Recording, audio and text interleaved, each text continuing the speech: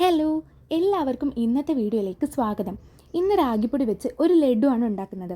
ഇതിനായിട്ട് ആവശ്യമുള്ളത് റാഗിപ്പൊടിയും തേങ്ങ ചിരവിയതും കപ്പലണ്ടിയും ഈന്തപ്പഴവും ശർക്കരപ്പാനിയും മാത്രമാണ്. ഇനി ഇത് എങ്ങനെയാണ് ഉണ്ടാക്കുന്നതെന്ന് കാണാം.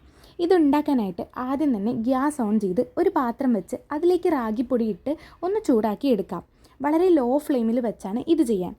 റാഗിപ്പൊടി നമുക്കവിടെ മാറ്റി വയ്ക്കാം.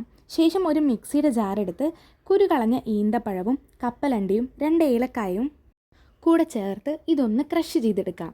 അത് കഴിഞ്ഞ് ചൂടാക്കി വെച്ചിരിക്കുന്ന റാഗിയിലേക്ക് ഈ മിക്സ് ചേർത്ത് കൂടെ തന്നെ നാളികേരം ചിരകിയതും ശർക്കര ഉരുക്കിയതും കൂടെ ചേർത്ത് നന്നായി മിക്സ് ചെയ്തെടുക്കാം. ഉരുട്ടിയെടുക്കാൻ പാകമാവുന്നത് വരെ ശർക്കര പാനി ചേർത്ത് മിക്സ് ചെയ്യാം.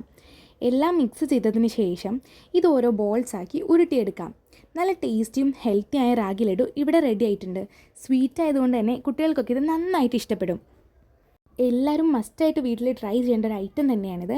അപ്പോൾ വീഡിയോ ഇഷ്ടപ്പെട്ടാൽ ലൈക്ക് ചെയ്ത് ചാനൽ സബ്സ്ക്രൈബ് ചെയ്ത് നിങ്ങളുടെ അഭിപ്രായങ്ങൾ താഴെ കമൻറ്റ് ചെയ്യാൻ മറക്കരുത്.